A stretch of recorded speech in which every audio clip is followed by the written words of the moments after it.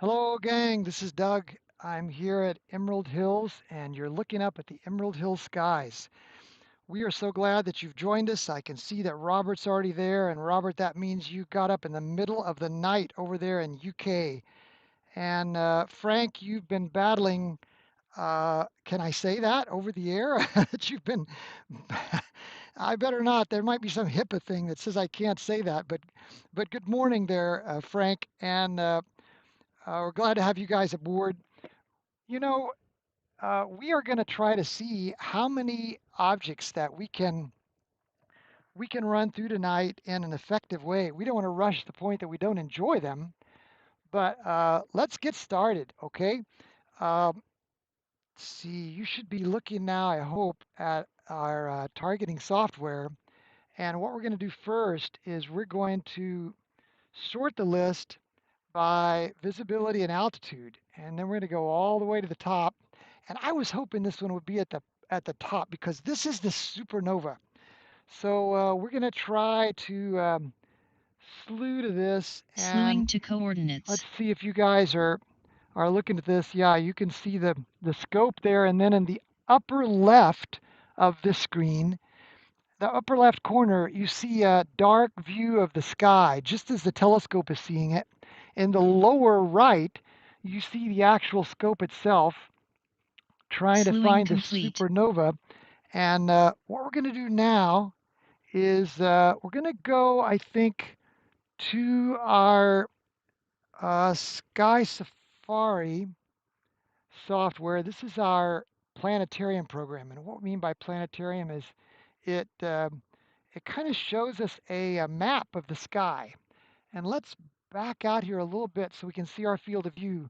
Yeah, sure enough, we're looking at this galaxy NGC 3310, and it's in that galaxy that we're supposed to be able to find the supernova. This galaxy is nondescript enough that Sky Safari doesn't really give us a nice image of it. So we're going to play this a little bit by ear. Let's go over to SharpCap now, and hopefully that means you guys are looking at SharpCap. Yeah, and let's see. Uh, all right. What we're going to do first here is just do a quick reset. We're going to change our exposure to something like, oh, let's change it to 30 seconds at uh, maybe 30 seconds at 200 gain. 30 might be a little bit long, but this is not a particularly bright galaxy. So we want to give it a little bit. Now, oh, in the lower right-hand side of the screen, you see that little green bar graph. And that shows as the picture is being taken, it shows when the 30-second time exposure is up. And there go the stars popping into view. The first thing we want to do is we want to connect our scope and plate solve if we can. By plate solving, of course, you guys are aware this means that our software here, SharpCap, is looking at a library of pictures. Syncing to coordinates. And it's Slewing taking to those pictures coordinates. and comparing them to what the telescope is seeing, and it's trying to find a Slewing match. complete. And it found one. And this is the first thing we've aimed at all night, the first thing to which we've slewed. So you can see we were about 4.8 degrees off because our mount is just getting used to the sky. That should improve as time goes on. Um, Now we have the right part of the sky. We know we're supposedly looking at that galaxy. So let's start taking pictures. And what we do here, if you're just new with us, we take a bunch of pictures, and each picture is 30 seconds long. So these are, if you've used like a 35 millimeter camera before, these are like time exposures, uh, 30 seconds each. And we lay those on top of each other.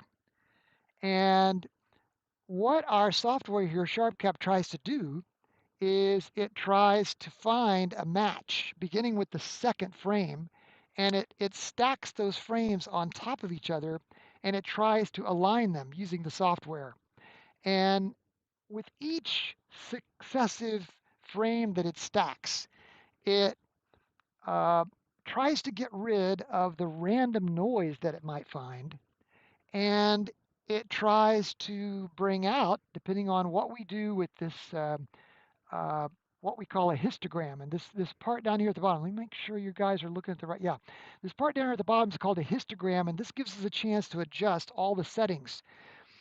So this histogram, it it allows us to adjust things. So what we'll do is we'll reset the color balance based on maybe the peaks, and we'll bring over these mids, and we'll try to align the black level, and this vertical line here is the white level, and then the mids in such a way that we can start trying to bring out the parts of the frame here. Okay, so that's pretty good. This mid-level, it lets us start trying to see what's in the frame. And based on these settings, it overlays those frames on top of one another so that in effect, it drops off the noise and hopefully accentuates the actual objects that are there. And over a period of time, what you hope can happen is you can bring out some of the stuff that you weren't seeing. And then what we can do, we can use this zoom up here. Let's zoom into about 40 to begin with. And I have a hunch that that might be our galaxy that we're wanting to see, but I'm not real sure yet. Still kind of trying to get the lay of the land here. Let's go in at about 75. Look how bright that is. We might be overexposing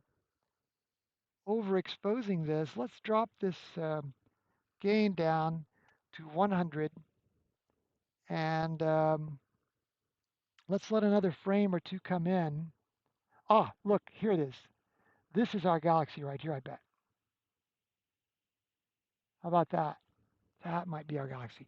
Let's try to zoom in at 100%. Wow, that's not a giant galaxy, is it? But look at this bright point out here in this arm. I think that is going to be our supernova. Now, this telescope that we're using, this is a Rasa, and maybe you can see it's the white tube, and then it ends in a little black tube here. This Rasa telescope is 8 inches diameter, a mirror at the bottom here, and then it reflects the light down. Of course, that's a dew shield there at the front. It reflects the light down and then back up into a camera. This Rasa is famous for having a very wide field of view. And unfortunately, this galaxy is very, very small. Let's see if we can look here on our targeting software, and maybe it'll tell us what the size of this object is. We're looking for size. It is not listed because I had to manually input this. Um, Let me just, while you guys are watching the galaxy come in there, I'm going to zip out to the web and look this up. This is actually NGC 3310. And what I'll also do is glance at a picture of it. Um, okay, that helps. And then let's also back away a little bit on our planetarium program. Now there's that bright star near it.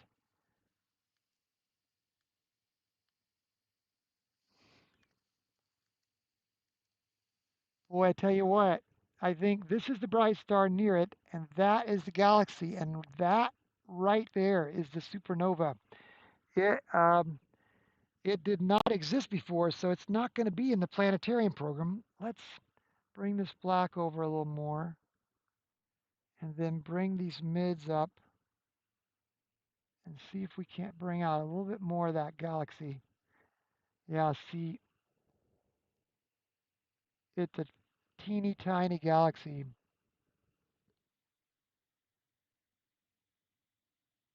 Ah, Robert, you're right. I didn't enter the target name. Yeah, too late for me. Yeah, there are the spiral arms coming out from this galaxy, and right there is that supernova. Now I know what you're going to say. You're going to say, "Boy, it's not very bright," and that's right. It is not very bright. But you know what we have to keep in mind is that this galaxy is 55 million light years away, and it is so dim. It's 10th magnitude, so it's not at all near a naked eye object. Uh, it is only 1.7 arc minutes wide. So, you know, my telescope is looking at a width of about 1.6 or 1.7 degrees wide view, and we're zeroing in here. But this galaxy is only 1.7 arc minutes. Even though the galaxy is 28,000 light years across, um, it is very tiny in our wide field telescope. Uh, but what you're looking at right there is the supernova. And if we were to have looked at this on March the whatever, let's say the 15th, that little point of light would not have been there. So what I'm going to do is I'm going to take a very close in picture of this, and I'm going to call it, I'm going to call it, let's see, SN 2021 GMJ, SN 2021 GMJ, and then name it, put the date in there, and go back over here and create a new observation of this in our targeting software. And I'm going to say, wow, this galaxy is tiny, but we definitely saw the super bright parentheses comparatively speaking. Comparatively speaking, uh, supernova in the arm. And then I'll go here to this attachment, and we'll go out and get that file. So it's SN right there. So you can see right there is the way we've got it pictured. And I like it. That's about the right framing. We saw the galaxy here and the little supernova there. And okay. Um, you know what I think I'll also do? I can right click here and I can say add a user image and load that user image here also. I kind of like to do that because then the fringe benefit that we get is it makes it show up out here. Uh, I thought it did. Let's try that again.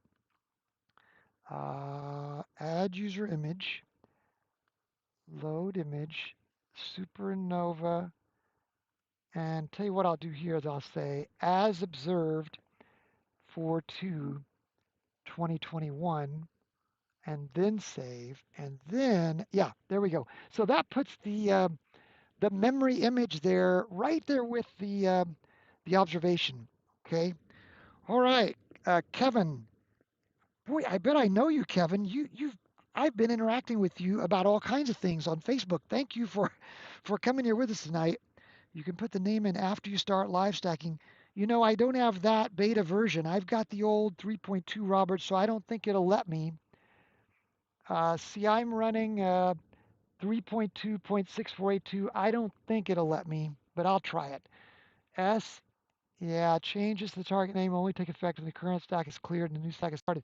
It's because I'm not running the beta. I decided after I had a problem one night that I would always run uh, full release programs for live streams and not try to do betas on live streams. Okay, I'm going to save this, and unfortunately, it'll just give it a random name, but I'll go back and straighten that out later. And from here on, I'll try my best to remember to put the target name in.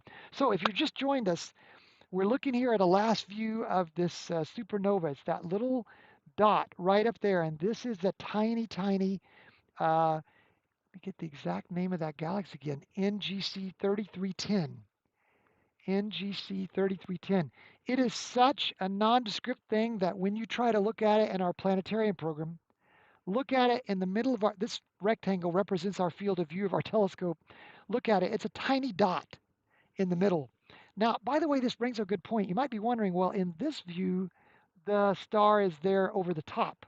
But in our live view, the star is here to the right. Well, that's because the way that equatorial mounts work, you can't always be sure that your planetarium program is going to be lined up exactly like your picture is live.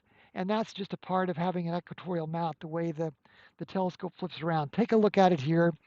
At this point, it's leaned over sideways, and we're looking at the thing kind of whopper jawed. See, you can never predict which direction the scope is going to be using in an equatorial mount, unfortunately. All right, so this wraps up our view of this object. I am so glad you guys were here for this. If you've just joined us, my name is Doug. You're looking at the Emerald Hill skies, and Frank says, yes, you're right. You need the new version. And boy, once they go with the real public release, I will be the first in line to grab that. You can bet on it. But I'm going to wait until, is it Robin? Is that the name of the guy who releases those for SharpCap? He's the developer, primary developer. I'm going to wait till he says go, and then I'll actually run and get those. Okay, so what we're going to do now is stop stacking, say goodbye to the supernova, and we spent about 19 minutes there. So we got to speed up a little bit, but that was definitely one of our more challenging objects. Uh, Now let's go back to our planet, to our targeting software. We're done with our observation, and let's do a sort again. We're going to sort by visibility and altitude, and let's jump down to the Monkey Head Nebula, and what we're going to do is say slew to that. Slewing to coordinates. And you guys are going to watch the scope. Um, Monkey Head Nebula is NGC 2174. So we're going to go to our planetarium program next, and we're going to search. Oh, looky there. We are already looking at it. NGC. What was it again? Well, you know what? We can probably just back off. And what we'll do Slewing complete. is we'll go over here to SharpCap and we'll say, um, can you please,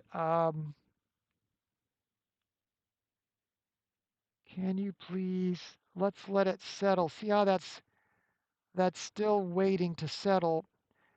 It's because we're on 30-second exposures. We got to give it just a little bit of time to snap a picture that's not, see how it actually was capturing the last picture at the moment the telescope arrived. And that meant that as the telescope moved into position, this star is a little bit blurred. So let's give it just one more second. Now we're good. Now let's ask it to check our view to make sure that we are pointing at the exact object that we wanted to go to. And the object that we wanted to see is Syncing to coordinates. NGC Slewing complete. 2174. NGC 2174. And what we're going to do now is we're going to adjust NGC 2174. Tell you what, we'll play this audio tour while we go to SharpCap. NGC 2174 is a large bright patch of nebulosity in northern Orion. It is located about 4 degrees south of the famous M35 star cluster in Gemini. The nebula is bright and easily seen in 8 by 42 binoculars in a dark sky. A small open cluster, NGC 2175, is associated with the nebula. Its stars are visible in small telescopes. The nebula is within a field dominated by an 8-magnitude star. This star may be the source of the luminance that creates the foggy glow. Okay, so that was our official Sky Safari narration. And what we do now in SharpCap is really the heart of this kind of astronomy. We call this kind of astronomy EAA. And electronically assisted astronomy, it really stands for using electronics, in other words, digital help, in order to try to observe the night sky a little more effectively than maybe we could have otherwise. So how does SharpCap help us? Well, the first thing SharpCap does, it helps us with the fact that we're observing from a city. We're on the outskirts of Louisville, Kentucky here, and in terms of astronomy, they give different skies a kind of score as to how much light pollution there is, and we have a lot. Where we are on the edge of Louisville, Kentucky, we are at about Bortle 6, somewhere around a Bortle 6 rating, and that's very light polluted, unfortunately. But what electronically assisted astronomy does is it helps us sort of compensate for that a little bit because we can drop out a lot of that light pollution and all that noise that's in the frame by using this magic of live stacking. And you can see, Robert, I did remember to put the target in this time. NGC 2174. What we do down here on this histogram is we try to shoot for optimum darkness as our background. Some people like just a little bit of light in the sky to kind of make it, a little bit of realism, because it isn't an actually jet black sky. And then you can see we've stacked up 4 frames, and it's a total of 120 seconds. You can see each exposure here on the upper right. Each exposure is 30 seconds long. We're now at 100 gain, which is kind of a sweet spot for this particular telescope. It likes 100 gain. Then what we do is we tune up these vertical bars down here, and we keep color matching the color balance so that we can try to achieve the best color of the object. And then what we start doing is we start zooming in on it a little bit as time goes on. Now this is the nebula that we're trying to see here. You can see it's very faint. It's a little bit too close, isn't it? It is very faint, but we can pull in that nebulosity a little bit. Let's go back, and so the nebula is 7th magnitude, but that 7th magnitude is scattered across the entire width of the object, 7.59 magnitude, to be honest. This is about 1,400 light years away, and it is about 40 arc minutes across, so roughly 16 light years wide. Uh, Remember that it's roughly 1,400 light years away. So this dust, all of this dust and hydrogen is being lit up by stars like that one right there in the middle and others that are nearby it. Let's go back out to auto for a second and see if we pick up any star like this might be illuminating it. But we can see it a lot better when you back off, can't you? You can. Let me see if I can get rid of this for a second. And let's get rid of this for a second. And now let's go in to about 33. Now you can kind of see, isn't that almost eerie? Now, I don't know why they called it a monkey head. I mean, your guess is as good as mine. Are these the eyes and this is the mouth? And they just thought it looked like a monkey skull? Robert is giving it a thumbs up there. Robert, that's got to be some kind of encouragement. Thank you, brother. You got up in the middle of the night for this. What is it? 4 hours difference, time difference. So it is what, like 2:30 in the morning there. What in the world? Robert is in London, and Robert is an observer himself, also electronically assisted, and he uses a RASA as well, a telescope just like this one, also 8 inches. We've stacked 9 frames, about 4.5 minutes. Now let's play a little bit more with this mid-range and see if we can bring that red just a little bit brighter. You know what? I think we are brightening it up a little bit. Let's back off to about 25%. Let's make that red a little bit brighter. So what is this that we're looking at? It is a lot of dust and hydrogen. And as the light from stars like this one are like the equivalent of, you know, lighting it up like Christmas lights, it excites that dust, kind of like almost like an atomic charge. You could think of it like that. And the longer we view this, the more frames we stack, the more effective that picture would be.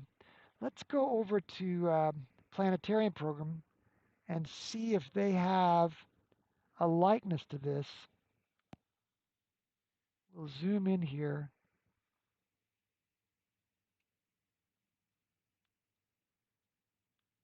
Well, I guess they don't. Let's go back to our info and center on it.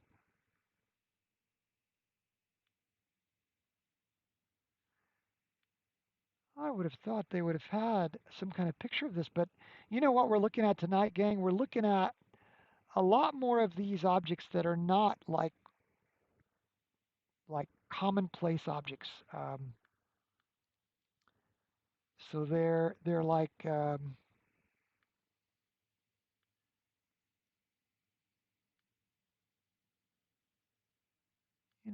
they don't have a Messier number. In other words, you don't stumble on these. These are, but I thought that was the right thing to do tonight because we, um, we did the Messier Marathon 2 weekends ago. And by the way, Robert and Frank were both involved in this. The top of the head is to the right side, and you can see the eye sockets.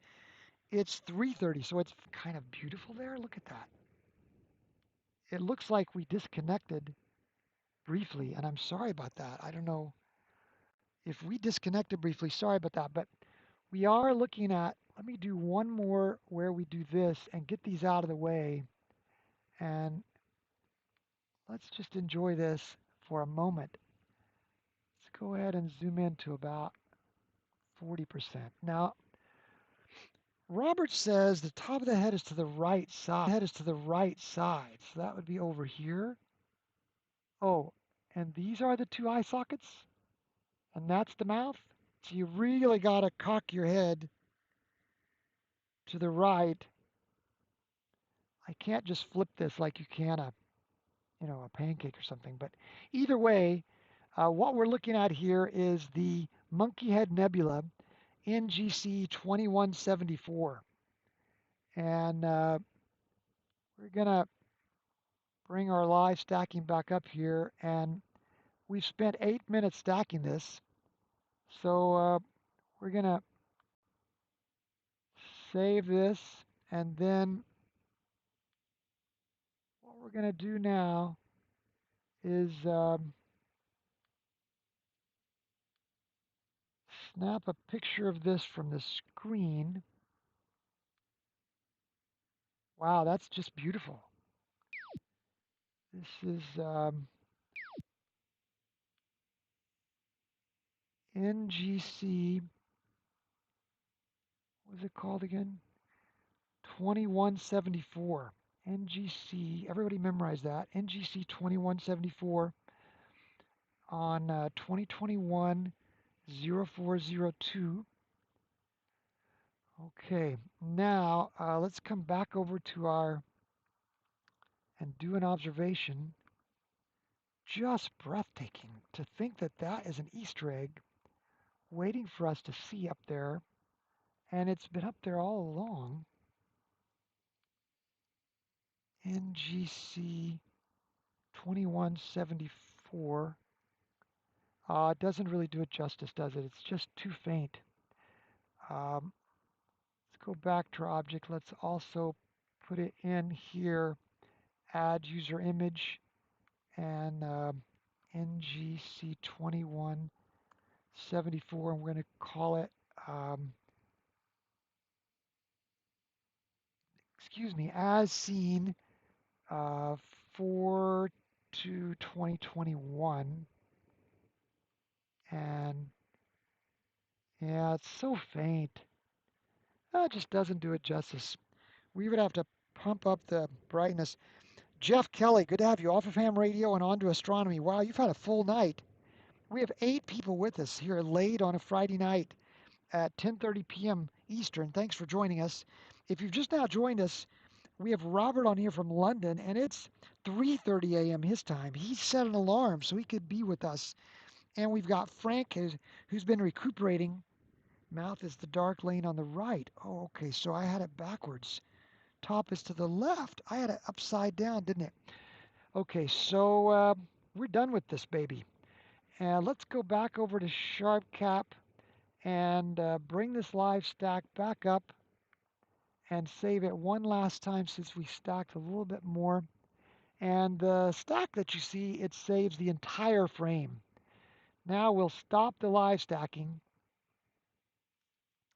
and we'll go back to our target software and decide where to go next. Let's go to, let's do a sort. Let's do the spindle galaxy. It's NGC 3115. So we're going to slew to that object. Slewing to coordinates. NGC 3115. NGC 3115. NGC 31, was it 15? NGC, yeah, 3115. Slewing complete. Okay, this should be cool. Okay, while we're going to SharpCap, let's listen to that audio tour of this object.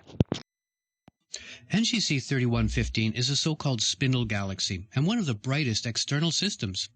It can be seen in a 70mm telescope as a line that is fat in the middle and gives a hint of the look of a galaxy seen edge-on. Larger telescopes show much the same, only the image scale may be made larger with higher power. This is a very bright galaxy and will not fade under too much magnification. One caution, NGC 3115 is hard to locate as it rests in the little-noticed constellation Sextans. It is about 20 degrees south of Regulus and about 8 degrees south of Alpha Sextans.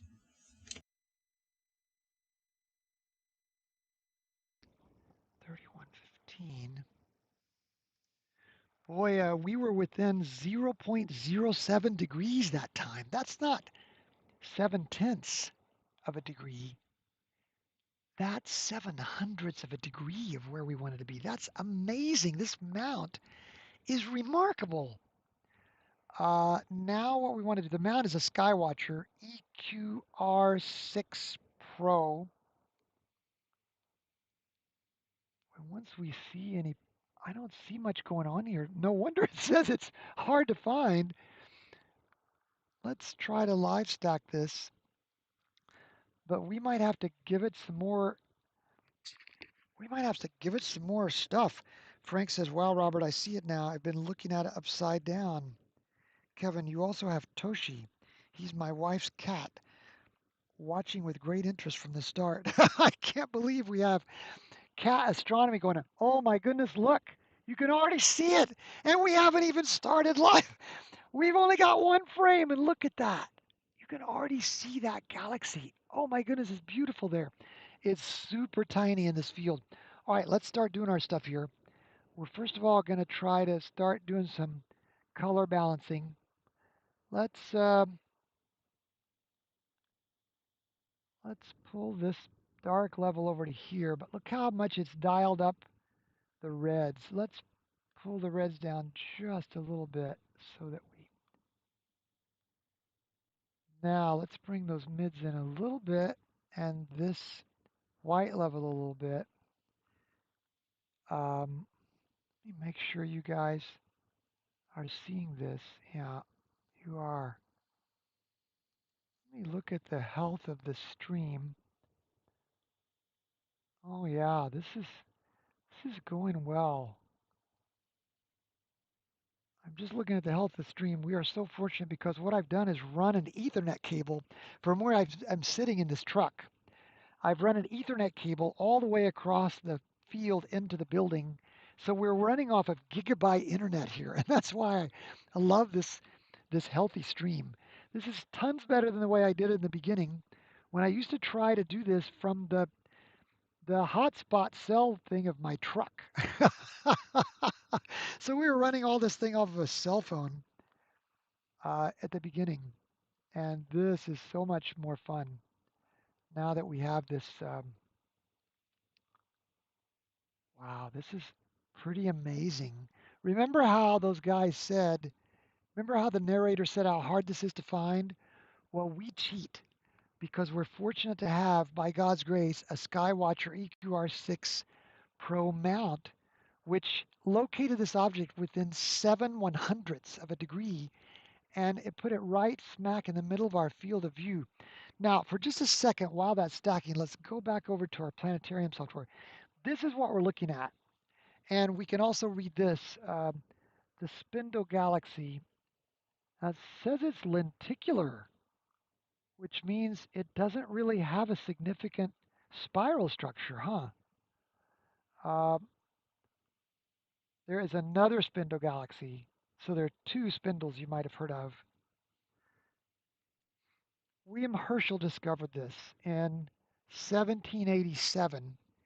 He named it Herschel 1.163, which brings up a good point. There are all these catalogs, and I was doing some reading about this today. We're using NGC, the New General Catalog, a lot tonight. Last or 2 weekends ago, we did the Messier marathon, and we did all of the Messier objects, 110 Messier objects. You can see this is 8 arc minutes by 3 arc minutes. We're looking almost edge on, and this astronomer Dreyer described it as very bright, but that's relatively speaking because the limit of our eyesight in a dark sky is about 5 or 6 magnitude. So it's definitely not a naked eye. He just means relatively bright as far as New General Catalog galaxies go.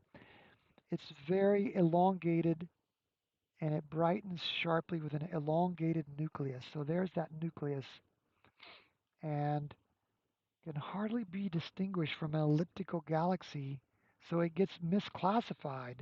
But it is, in fact, a lenticular, which means no spiral arms, a type SO spiral galaxy without the spiral structure, right? It's 32 million light years away, several times bigger than our Milky Way. And they've spotted one supernova there in 1935. It was the fourth galaxy in which a supermassive black hole was found, one of the largest at that time in 1992, 2 billion times the mass of the sun.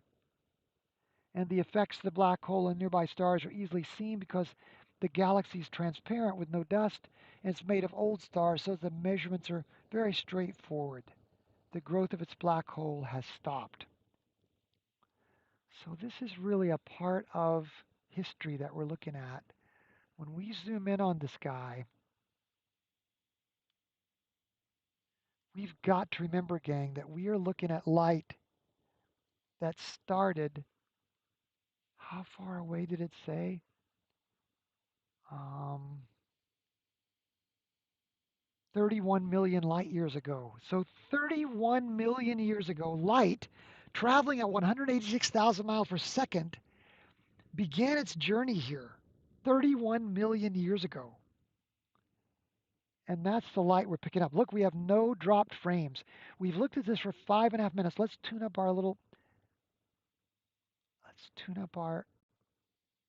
and get the best, the brightest that we can see of it. Yeah, see, we don't want that grain in the sky from too much of this mid-level. So let's say something about like that-ish.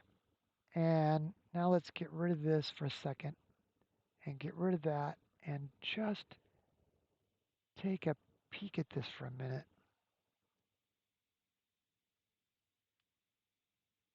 Wow.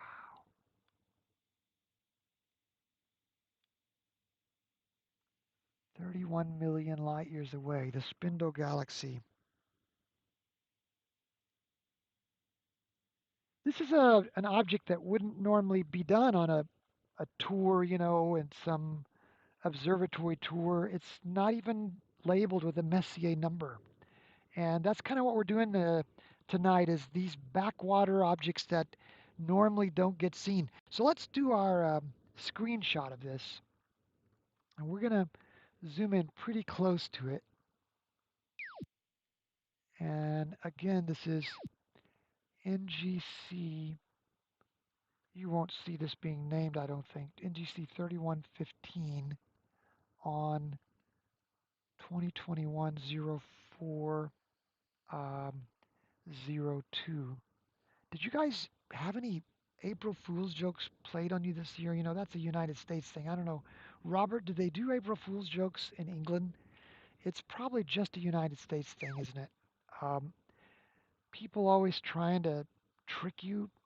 Why do they do that? That seems like such an odd habit. But you know what I noticed this year is it didn't feel like to me that as many people did April Fool's jokes. And maybe it's because we all felt so sorry for each other being, in the middle of a pandemic. We said, maybe we just shouldn't do that. I think we kind of decided, let's don't do April Fools this year.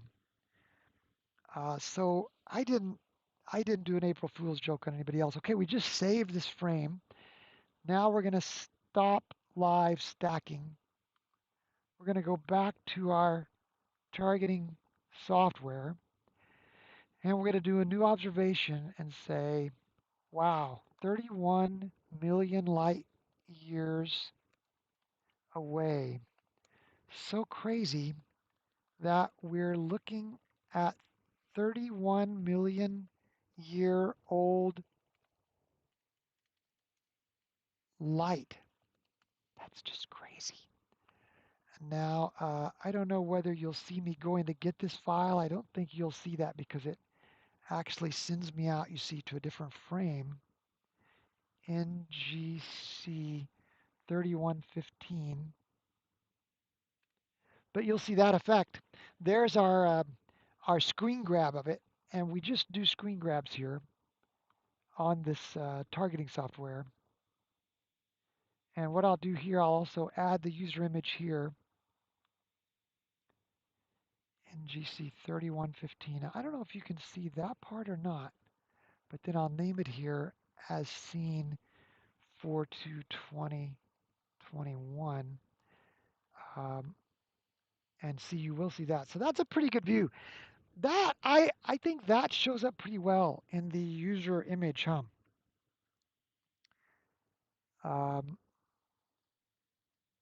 So there we go. We're at 10:46 and we've done what? 3 objects. So wow, that averages 15 minutes each object. We got to speed this up a little bit. Let's go to Hubble's Variable Nebula, NGC 2261. Oh my, that's weird. All right, let's let you guys watch that slew. Slewing to coordinates. NGC 2261. NGC 2261. NGC 2261. Slewing complete. And while we line this up in SharpCap, we'll let you listen to this narration, so listen closely. NGC 2261 is Hubble's Variable Nebula. It appears to small scopes as a comet-like condensation around a somewhat obscured star. Located in Monoceres, this object is a peculiar variable star that is radiating with an erratic glow on a surrounding cloud of gas. It's like shining a flashlight through a fog while varying the brightness. One difference here is that the nebula is so large that the actual progress of light can be seen moving through the gas. This causes the object to change in difficulty, but with rare exceptions it is visible in 80mm telescopes as a wedge-shaped glow. Sinking to coordinates. Slewing complete. God bless you, Skywatcher, the people who can manufacture a mount that can take us within 8/100ths of a degree accuracy. This just, part of the fun for me is seeing how close we get. Kevin, a 31 million year old photon just hit your lens. That is crazy, isn't it, Kevin? That is wild. Robert, yes, we do. I contribute to a weekly news. Oh, let me start our live stack here while we're reading that. I think we're ready, aren't we? Yeah, I think we're ready to start live stacking. We'll clear the stack. Now let me catch up on our message here. Robert, yes, we do. Oh, you do, April Fools. I contribute to a weekly newsletter for work, and I found a picture of an asteroid and said it was going to fly past on April 1st and would be visible during the day. Now, see, that was a harmless, that was much milder than what people used to do here. Robert Chandler, I Googled April Fool in Germany and named the asteroid, in German, named the asteroid that and put the link for people to click on for more details. You are a rascal, Robert. You know, you deserve whatever guff people gave you for this. All right, now, why is this so ugly? Let's first of all do a reset of our, that helped a little. Now we've got 2 frames, so let's go ahead and do a color balance and pull our blacks over. This is a nice nebula, isn't it? Wow, that is just so cool. We are starting out at 100%, so this is what it looks like at full field. Um, this is actually the field of our telescope. Let's go over to the planetarium software for a second. This is what we're looking at. Hubble's Variable Nebula, a peculiar emission and reflection nebula enveloping the variable star R Monocerotis. So that must be the star, and it envelops it. So let's go back over to SharpCap, and let's zero in a bit closer. Yeah, there's that star. Seeing quite a bit of green there still. Wonder if that's because our red is dialed up so high. I'm not sure why sometimes SharpCap is dialing up our red like this. I wonder if it's because of the color of an object that it's detecting. But I notice that sometimes we just get a little bit better view if we dial down the red just a little bit. You know, it almost looks like it's a comet, doesn't it? Because you have the star that's being enveloped there. It looks like the head of the comet. And then this looks like the tail streaming out. This is a fascinating object. This is NGC 2261. Okay, we're going to try another color balance and see if it does better now. No, it still throws that red.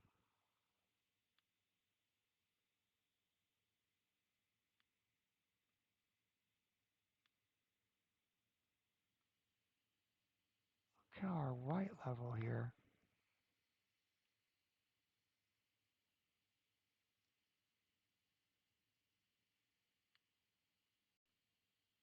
That tail is fascinating, isn't it?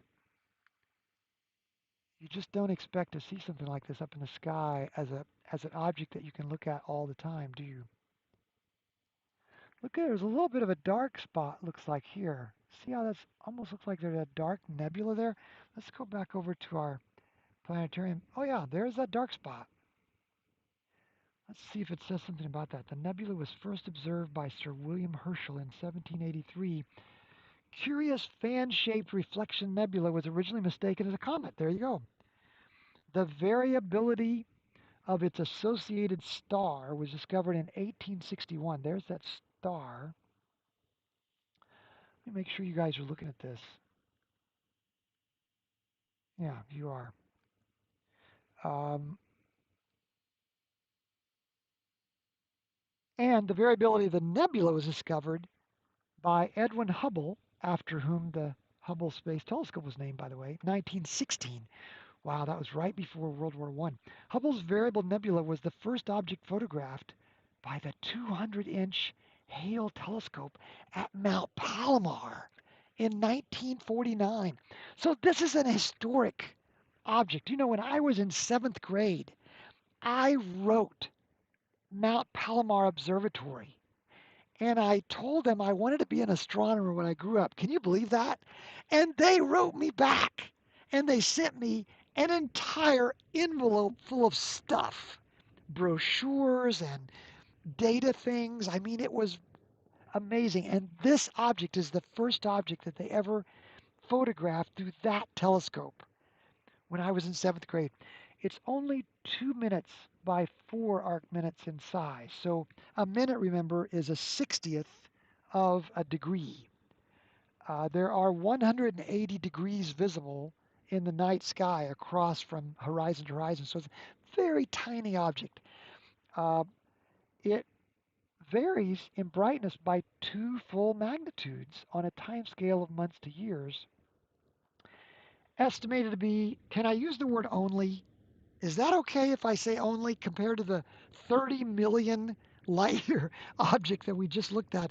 This is only 2,500 light years away. It's 3 light years long. Wow, take a look at that. That thing is 3 light years across. So the moment this light leaves this star, it takes it 3 years just to get to the other side of the object. That's huge. That's a huge object if we were right there with it.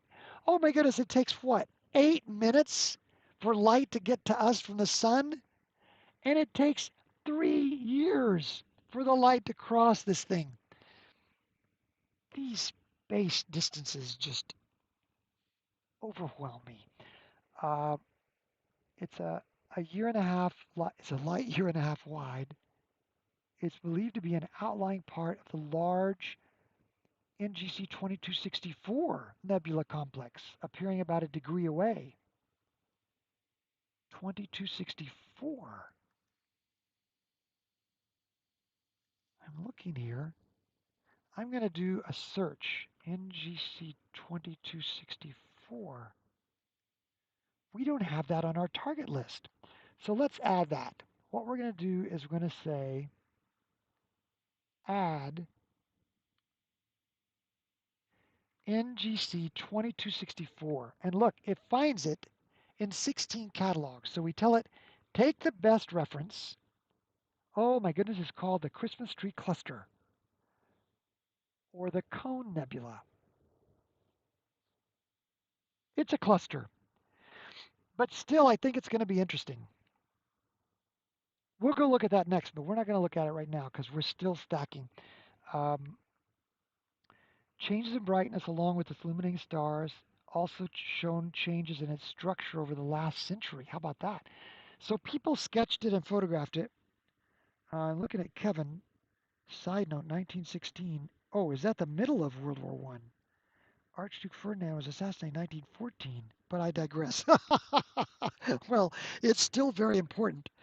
I'm so sorry I had that off, 1916. So he did this as the bullets were flying, so to speak, over in Europe. Wow, what a guy. Uh, the star Armon. I like that. I like that name a lot better than trying to say it a while ago. Armon is a young 10 solar mass. That means it's 10 size. It's 10 times the size of our sun. With a small companion, both are in the pre-main sequence stage. The main sequence, you know, that brings up a good point, but we shouldn't go look at it, should we? Armon, a young Armon. Okay, I'm just going to digress here just a minute. Armon. I'm going to search for Armon. Armon. Okay, I found it. Now I'm going to center on that. Wow. Um, and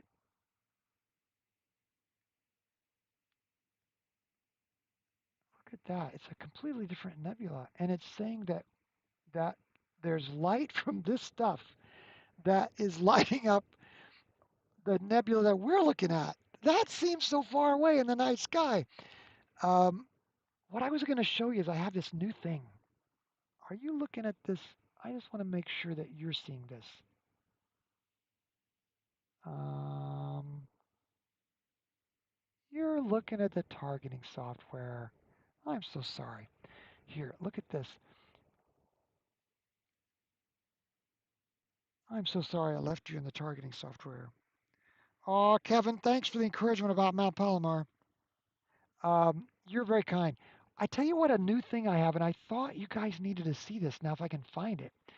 It's here under settings. I think I have to go to, is it stars? Um, appearance and behavior. Rats. I can't find it now. Oh, HR diagram. Show HR diagram. Now look at this. What we're doing here is we're looking at a what astronomers call an HR diagram. And somebody, would you, I think it stands for like something Russell, heart, heart. Would somebody Google that for us, please? Anyway, we're looking at it's like heartstring Russell or Holmgren Russell or something, and this shows us the the main sequence that most stars travel. They start out up here on the sequence, and they cool off and they turn into a dwarf. And little by little, they most stars follow this. And what that guy just said is that it showed where you were on the main sequence. Let's look at the info. Um, that was back in the other narration, wasn't it? Spectral type A3E FPE. This doesn't tell where it is, but what this does is it shows us, and it's supposed to show us on this diagram where the star is. But I don't see any kind of, it's supposed to plot it, but I don't see, yeah, it definitely is highlighting it's not changing. Anyway, I had this new star diagram, and I just thought you guys should see this. But it turns out not to show where it is on the chart. So that's disappointing. Hertzsprung-Russell. Thank you, Frank. Frank. Hertzsprung-Russell diagram. This shows where it is. Okay, let's get back to business here. We were over here in SharpCap, and we've now stacked. Oh my goodness, 13 minutes. We got sidetracked. 26 frames. By the way, we haven't dropped any, which is really good. We're at 100%, and that's still how tiny this thing is. So I'm going to take our screenshot first, and we're going to just do it about like that. And I don't think you guys can see this. NGC 2261. NGC 2261 2021 0402. Now let's close that and let's do our actual save of the whole stack as it's seen. And then what we'll do is we'll go back over. So it captured that. So let's stop live stacking. NGC 2261. Let's go back over to our targeting software. And we got to go back up and find this again. NGC 2261. That's it, isn't it? Let's do a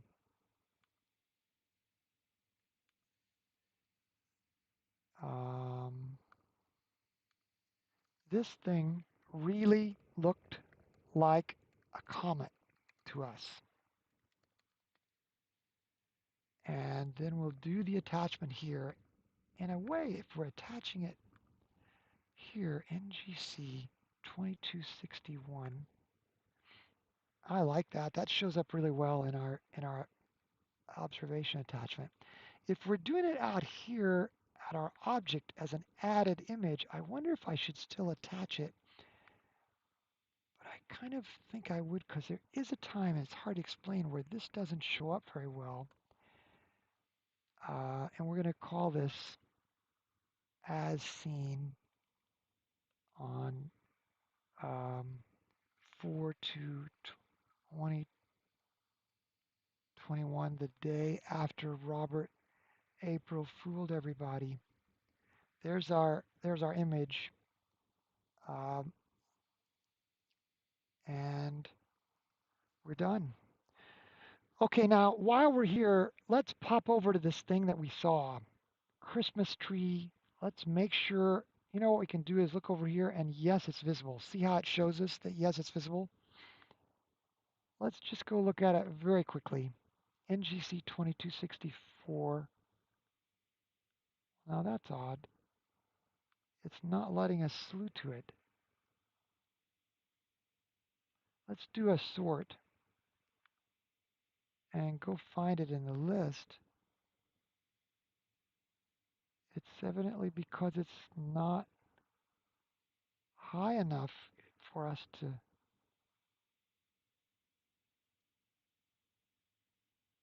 There it is, 2264, 36 degrees. Why wasn't it letting us slew to? Oh, here we go. Slewing to coordinates. Slewing complete. Oh, see, it's very close, wasn't it? NGC 2264. Help us zero in on that thing. I don't think we moved very much. Let's go back out to full frame and wait till it solves that. Frank got it first. Kevin. Thanks to all 7 of you that are Syncing to coordinates. doing this with us. This is fun. Slewing to We coordinates. were 1.24 off this Complete. time. Let's see. And that was so close. I guess it was so close it had a hard time. Okay, I think we're ready to live stack. Clear the last one.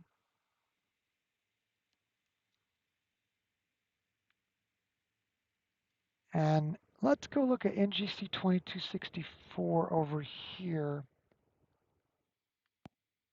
NGC 2264 Christmas tree cluster. Wow. Is that not beautiful or what? Are you guys seeing this? You are. Wow. We should have looked at it in real life first and then looked at this second. Because this picture is amazing. Wow. Let's listen to the audio tour while we go back over to SharpCap. NGC 2264 is a visually unremarkable star cluster in monoseries. Small telescopes show a vague triangle of stars, yet unseen to the eye is a vast cloud of gas and dust within the cluster and known as the Cone Nebula. The telescope user should not expect to see much of this feature with a telescope of less than 250 millimeters. The eye of the camera, sensitive to the light the eye cannot fathom, reveals a sort of cone of gas, with a tip that looks like a star hiding behind frosted glass. This gas is a nursery for stars, and it's not surprising that the age of the cluster is one of the youngest known, a mere 1,000,000 years or so. Although this seems old, remember that the average globular cluster, on the other hand, is about 9 billion years old.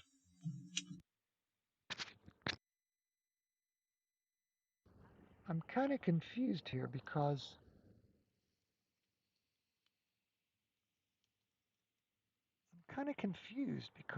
NGC 2264 is supposed to be the Christmas tree cluster. So are we looking at the Christmas tree cluster here? Let's go back here. Cone Nebula and the Christmas tree cluster. Oh, look, there's a funny, funny shaped cone right here. Look at this. And then look how this whole nebula kind of looks like a Christmas tree. But look how that dark, I guess it's dark nebula there, creates that cone. So it's both a nebula and a Christmas tree cluster, and they let the number count for both. I think that's rare. Were both discovered by William Herschel. He discovered the Christmas tree cluster in 1784 and the nebula in 1785. NGC 2264, the bright cluster, can be found in finder scopes and binoculars. It consists of about 80 stars. I'd like to see a picture of the cluster first. Can we go back and look at our search window? NGC 2264. Look, we got cone, nebula, and cluster. I want to see a picture of the cluster first because that's not the cluster, is it? That's the nebula.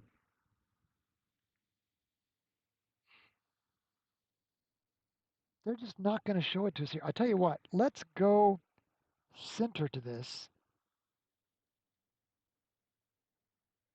Oh, we got to get rid of that silly diagram. Oh, look at all the. See, now this is what I expected it to do. I expected us to show us these stars. What it's doing here, what it's doing here is plotting each of these stars. Look at that. As we click on a star, it's supposed to show us that star. Oh, there we go. This finally it worked. So see, I clicked on. Are you looking at this, you guys? Yeah. I clicked on HD 47469, and then it shows us HD 47469 in the Hertzsprung-Russell diagram. So I think that's pretty cool. You get to see where it is on the main sequence. And then these stars that are kind of off the main sequence a little bit, like these tend toward being white dwarfs and these tend toward being red supergiants. You see, it's not a very tightly defined thing, this main sequence. This is like the trend line. I digress. But I just thought this was so cool if it worked. And I hadn't gotten to try it yet. But evidently it only works part of the time. Why is that? It only works sometimes. Well, that's just sad. But it did work for this one. Or was it this one? Yeah, you get the idea anyway. It's supposed to light up. There you go. V588 Mon is right there on the main sequence. So here's my thought. Some of these they've got plotted and some of them they don't. That's my theory. But look how it's got all these plotted in this cluster. Now let's get rid of that chart because it's kind of in the way.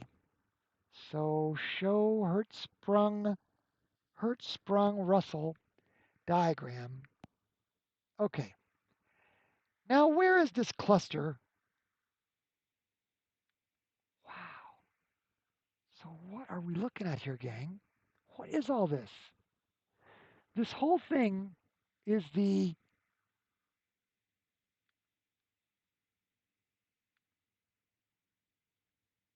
in this whole thing is evidently the Cone Nebula.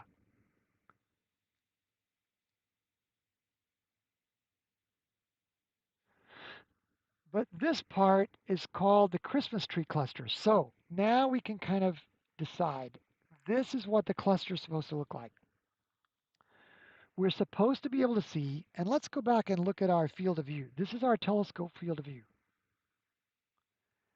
if we did indeed, and we should, because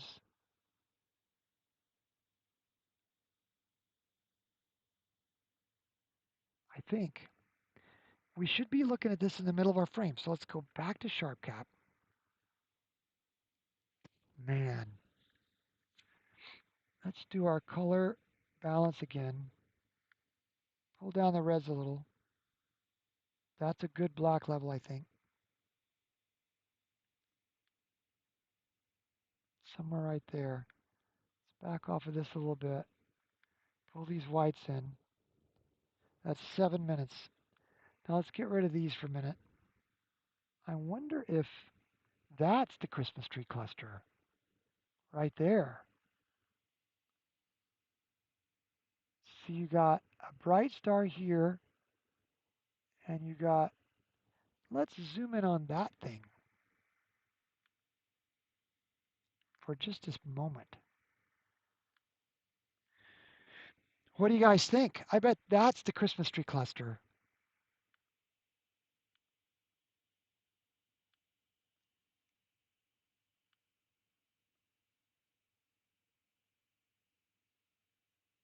Look how that's funny.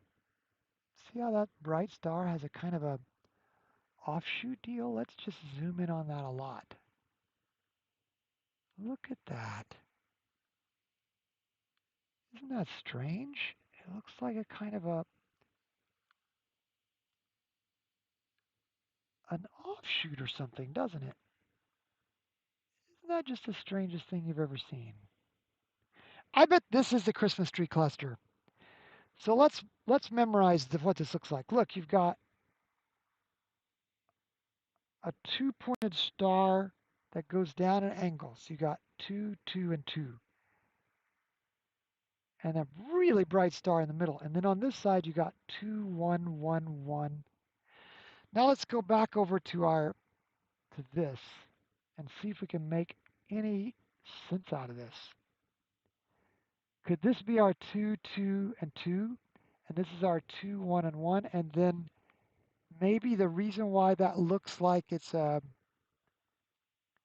bridge is because these bright stars are so bright, they're kind of connecting in all that nebulosity. What do you guys think of my theory? Oh, you think the scope was still moving.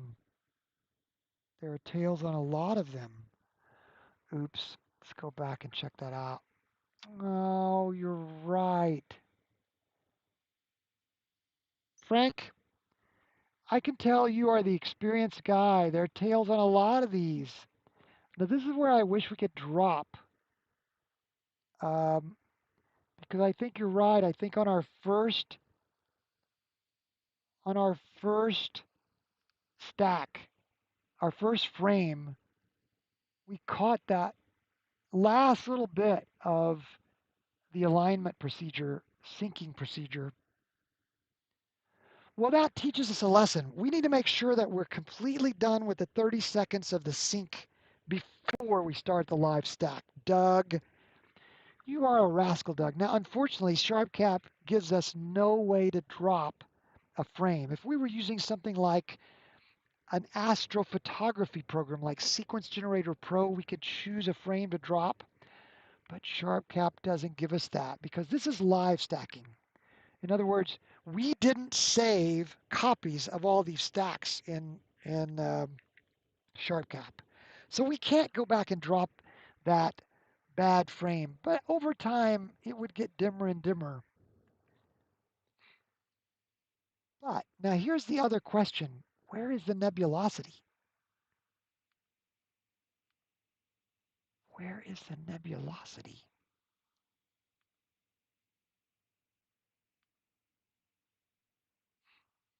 These look pretty good.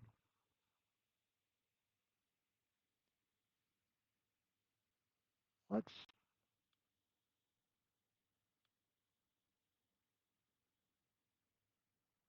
oh, you know what? There might be a little nebulosity right there. I think there is a little bit of nebulosity there. Let's go at about 50%. Is that too tight?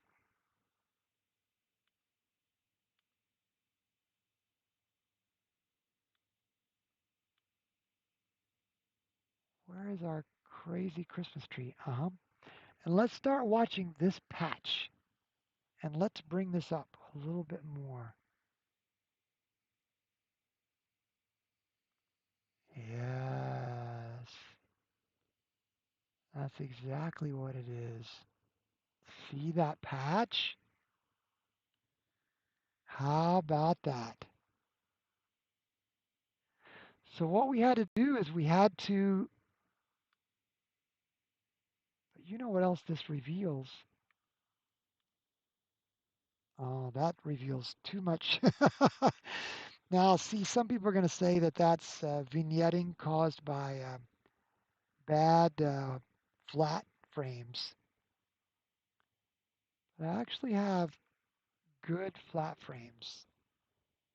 Here's my pre-processing. And I have flats applied. And I think they're good. I think it's when I bring this, that means that there's some kind of satellite. It's the ISS is rising.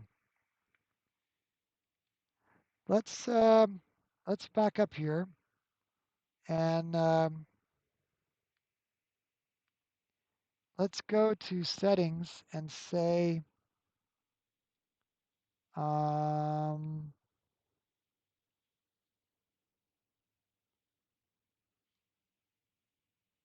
solar system. Where is it we say see satellites? Show satellites. And let's back way up here.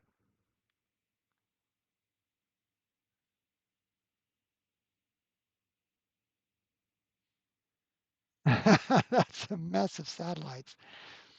And let's search for the ISS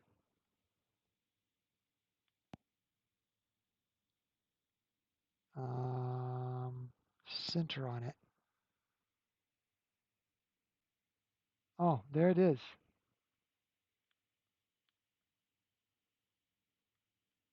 So there's this ISS. I think it's moving too fast for us to catch. What was that, 2264?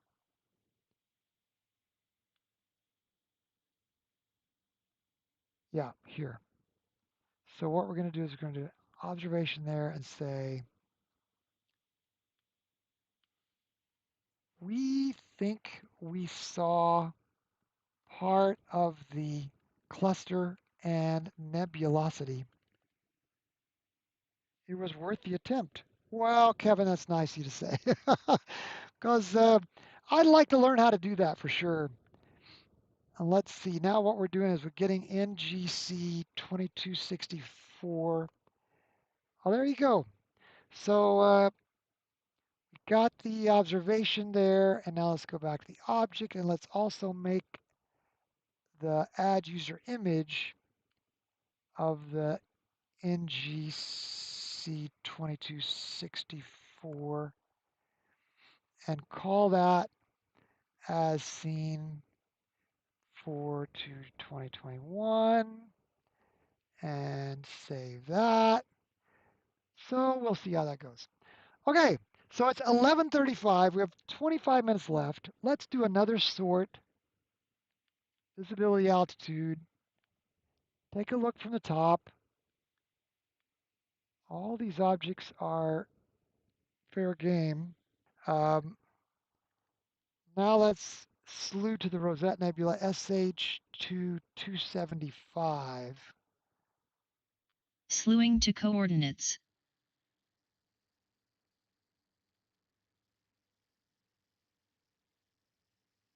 Slewing complete. Let's plate solve.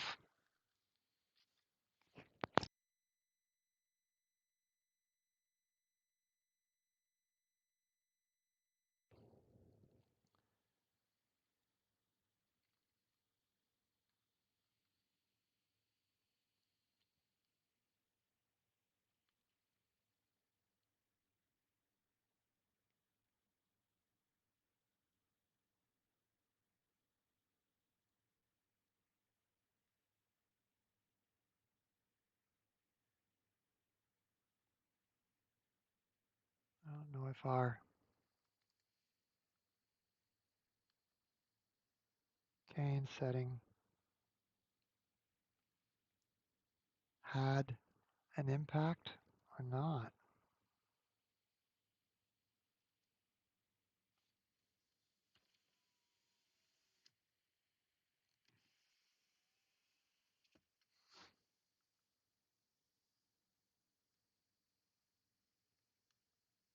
Maybe I clicked on it too quickly after we arrived and it hadn't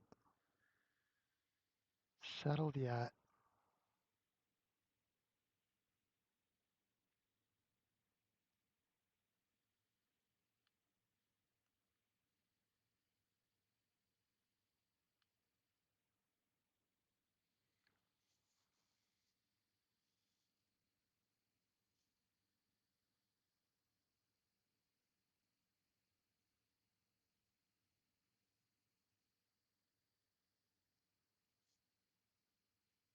Oh, Syncing to scared me. coordinates.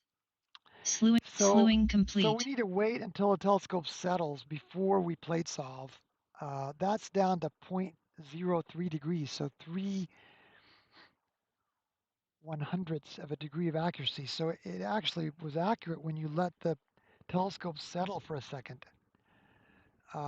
This will be our last object, SH2 275. SH2 275. So it's another one of those sharpless dudes. And let's wait till we gather another frame. See how we've got a doubled star images there.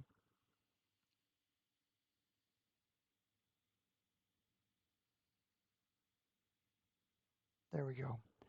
Now let's clear our live stack. And this is SH2 275.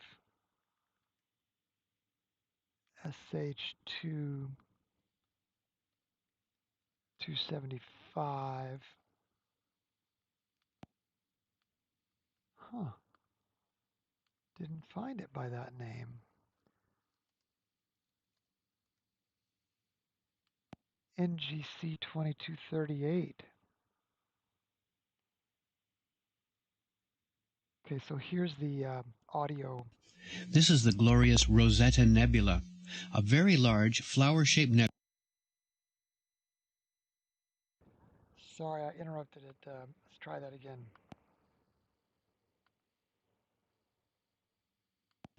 This is the glorious Rosetta Nebula, a very large flower-shaped nebula within resting the star cluster 2244, make the Rosetta one of the most photographed objects in the sky. It is, however, somewhat disappointing to the unaided eye. The nebula is very bright in the red portions of the spectrum to which the human eye is insensitive. Therefore, with red-sensitive film, it may be made almost as bright as the Orion Nebula, yet visually hard to spot. The Rosetta Nebula is one of those large complexes of gas in the neighborhood. Its size is more than double the width of the full moon, and in very dark locations it may be glimpsed with the naked eye. The nebula is thought to contain enough gas to make 10,000 copies of a star as massive as the Sun. So there you can see, although it's very faint, you can start to see the Rosetta Nebula coming in. And this is what I was talking about with EAA. We can take faint objects and stack one frame on top of the next. And with that stacking process, every time you stack another frame, the software says, he wants to see the objects that are recurring in the frame. But if it's a little bit of fuzzy gain, like noise in the frame, that that isn't in the next frame. So we'll drop that noise out. But because this fuzziness, this nebulosity, is in every frame, the software is smart enough to say, oh, he wants to emphasize that.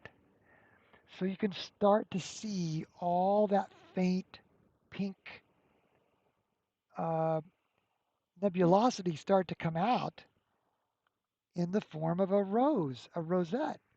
And what is particularly interesting let's do another color balance again just to get us. What is particularly interesting about this object is the way that it is clear out in the middle. It's just almost reminds you of a rose.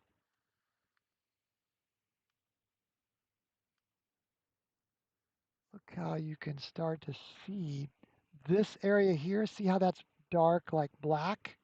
And then now around the outside, you can start seeing this pink come in. Now we've only stacked 3 minutes of, of frames there, but you can see by stacking these up, we would not be able to see this with our visual eye in a million years. Because of the light pollution here on the edge of Louisville, and because it's just too faint. I mean, you heard in the audio narration there that it's just not very rewarding to a visual astronomer because it's faint and because we don't see the red at all. But you hook up a camera that's pretty sensitive to a scope that's pretty fast and channel the images to a software that takes each of those 30-second subframes and stacks one on top of the other. And before long, you start seeing the beginnings of a rose. And probably that's a good image to end on for us because it does show the promise of EAA. It lets people observe things visually by looking at a screen that they would never be able to observe visually by looking into an eyepiece, glass. And yet, we don't have to hook up a camera to a telescope and set it on 5 hours and then go in and go to bed. And then the next day, take those 5 hours of frames and combine them with Photoshop and Sequence Generator Pro, and it takes us a 2 hour time span to, to stack them.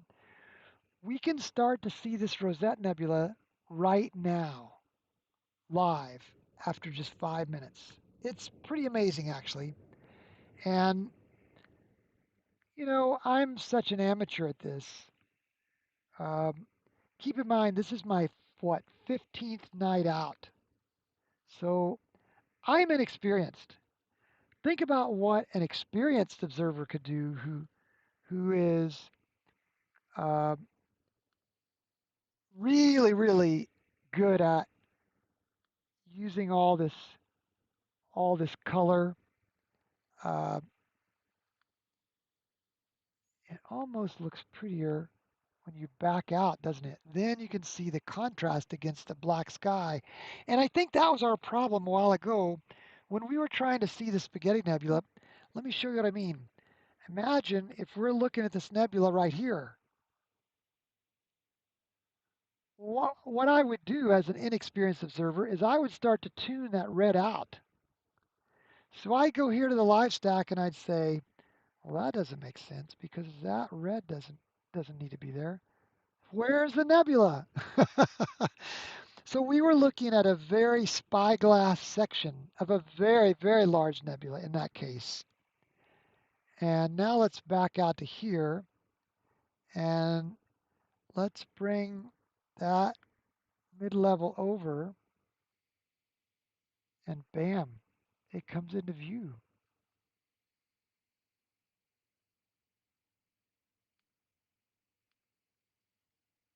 And there's the Rosette Nebula after what?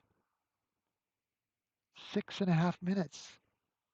So I just want to draw your attention tonight to the fact that these Easter eggs are up there in the sky, and it's as if the Creator has placed them there. And I thought this was especially good for Easter weekend to hunt for these Easter eggs that are extremely difficult to find.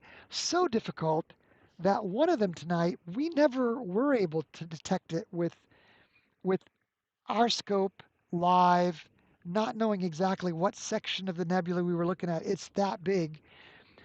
But but the creator has placed these up there in the sky for all of us to enjoy.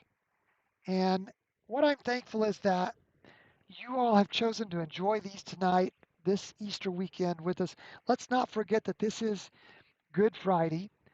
And what makes this good is that in the story of Jesus, he did decide that the greatest Easter egg of all that he would make possible for us is to be able to discover a way that through his death on the cross and his resurrection on Easter Sunday, just what, 36 hours from now or whatever, when he raised back from the dead, it gives us the biggest Easter egg of all, the biggest surprise of all, that our sins can be washed away. And the way they get washed away is because his blood shows up like scarlet, just like this Rosette Nebula sort of wafts into view using EAA. Thank you for spending this Easter weekend, Friday night observing time with us. Thanks for your patience as I'm learning this, first of all, skill and then art. And thank you for looking at the Rosette Nebula with us. Hope you have a great Easter weekend. And with that, Kevin's saying, I love this. Thanks, Doug. You're very grace filled. Thank you, Kevin, for being with us. Robert, Frank, everybody else who's with us. Thanks so much for joining us. We'll end the live stream, but we won't end thinking about you guys and the fact that you spent this time with us. We appreciate you. God bless, and have a great Easter weekend. Take care. Thanks again for joining us at Emerald Hill Skies.